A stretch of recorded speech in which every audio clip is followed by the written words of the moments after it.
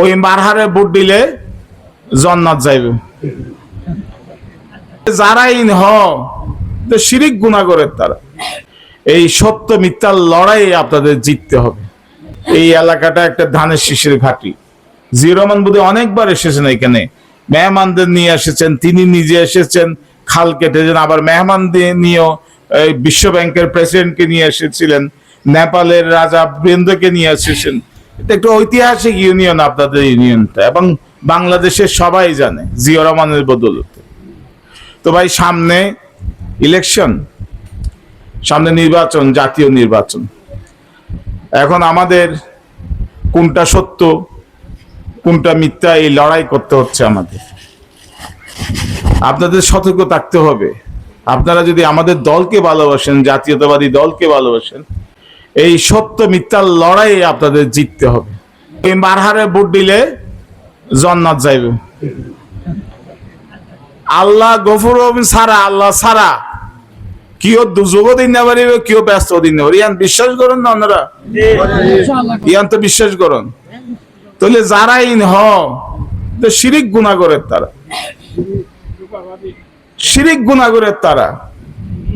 মুখে দিলে হইবে দে আগে আর গাইল দিত কি হইতে দে বিএনপি জামাত এনতে গাইল দিত আওয়ামী লীগে। এখন তো গাইলিবে ঘুরে গিয়ে, এখন জামাত আওয়ামী লীগ এলে গাইলে গিয়ে এখন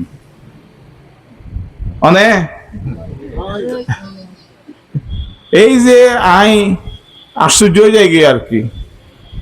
ইয়া নইলে আর ব্যাগুন রাজনীতি কিন্তু আর মনে করছি যে 24 সালের 5ই আগস্টের পর রাজনীতি আনিব সম্মানের রাজনীতি। একজন আর সম্মান করি হতা হইম, মিশা হতা নহইম, রাষ্ট্র পরিচালনা আর আদর্শ কি হইম, অন্য দল আদর্শ হইব, মানুষ জিয়ান বাঁচি লেব।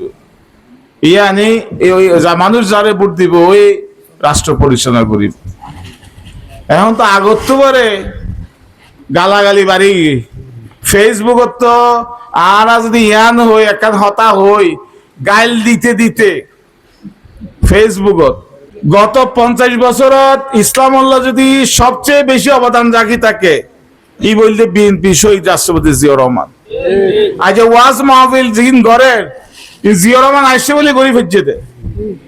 আপনারা বেগুন সংঘবদ্ধ হবে, হাজ করিবেন, ওয়ার্ড করিবেন, মা বোন করলে হতা হওয়া ভরিব, তারা আর দাওয়াত দেওয়া ভরিব। ওগর রাজনৈতিক দল আর ওগর রাজনৈতিক দল। বিএনপি হইলে পরীক্ষিত রাজনৈতিক দল, বিএনপি হইলে সাধারণ মানুষের দল, বিএনপি হইলে জনগণের দল, বিএনপি হইলে অনারার দল, গরিব মানুষের দল।